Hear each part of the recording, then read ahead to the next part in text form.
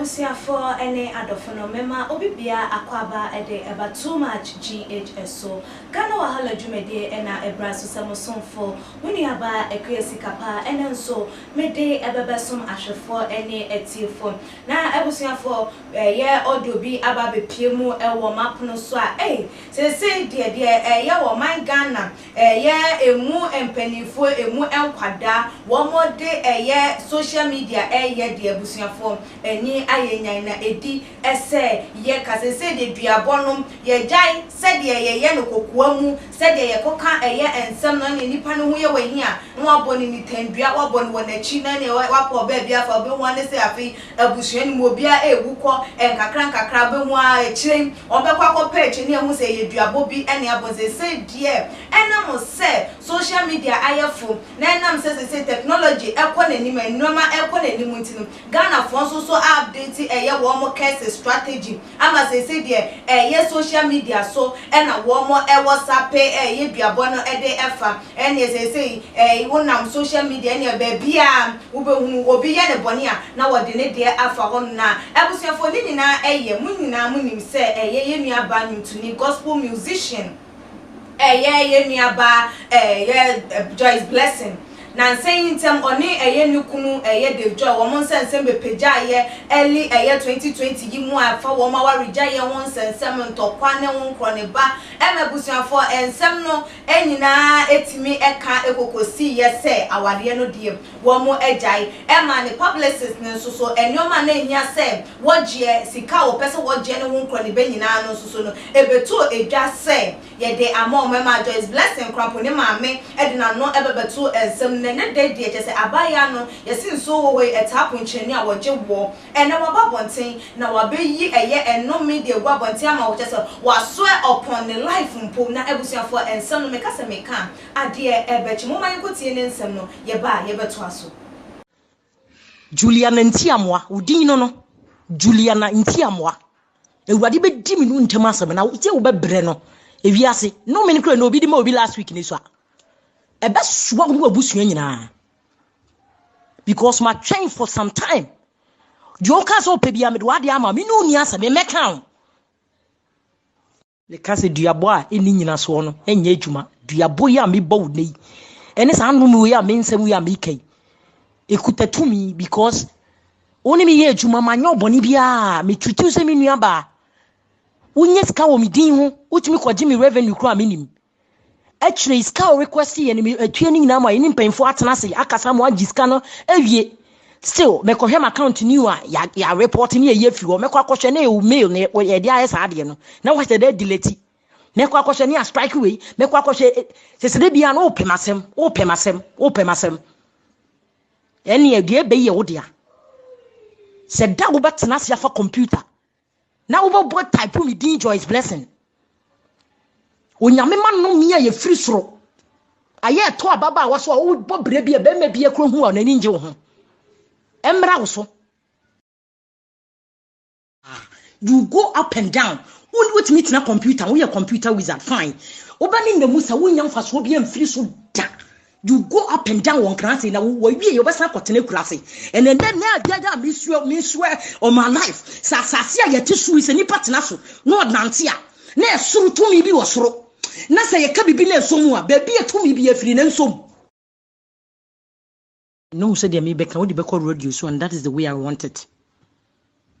the content and I would build YouTube account the content and I would build social media bibia wo ye that's my content some of them go upload without my knowledge but for this time no men kasa upon the akosu nyina ma try me ma no men kasa but you keep pushing me and you're going to get what you're waiting for. So what na computer won't be me doing Joyce Blessing da. So will strike me with my own content. Would the me page any me channels edit report to me and kasa mini once I may be me mobile wabrabu mu atie. Maminka bibi nchro. Be appreciate your life mu da. Just a me mawu. Nobody will appreciate you. Now over here, Juma man crofo, beyond appreciate you over here. Opening Nam Crabon, Tesla sack of Miss Opening Nama womb be a beco crassi.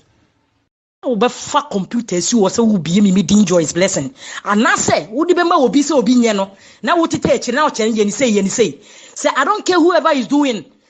You will doings because una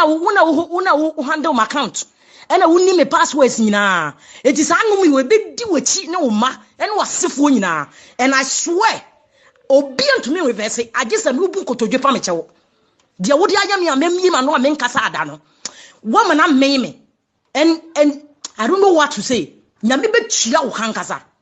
Me na edi wechi no. Juliana Ntiamwa, udin no. Juliana Ntiamwa. Ewurade be di me no ntem asem na wo tie wo be bre no. Ewiase no me nkro na obi di ma obi last week ni so a. Ebe suwa wo abusua nyina. Because my train for some time. Joka so pe bia me do ade ama me no ni asem me meka. Le kase duabo a eni nyina so no enye adwuma duabo ya me bow.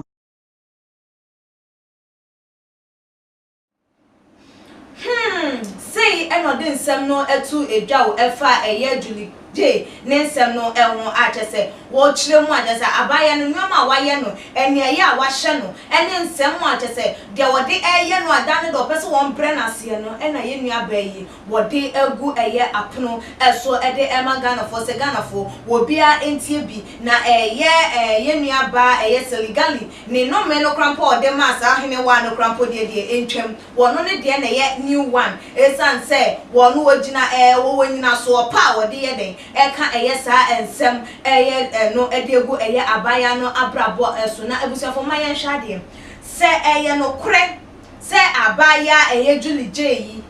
de eye Joyce blessing eka fa no ho no eye no kure produce sa na woye na se wode eye ni old account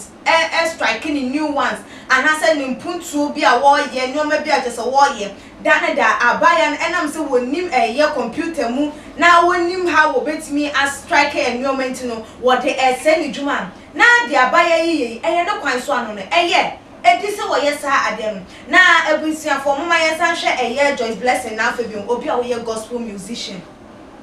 so obi a hwe wanie ya obi a ye wa yakaya dia na obi etete wa brabo obi hawa eye kwai we so ena wasa won bra ememe respond ana se won bra ememe ka eye ensema bia safa na nyina ehunu wo kasa yin nkasa yemu kra wo na nyame ene ndi montam asem emfa emmamo na nyame ndi montam asem emfa mamo na ye se wode ensem we ebebeto abonti se obi a entie eye ebi enti wono susu ne dia wo ye wodi se wo kasa ensem no de to abaya no abrabo eso ana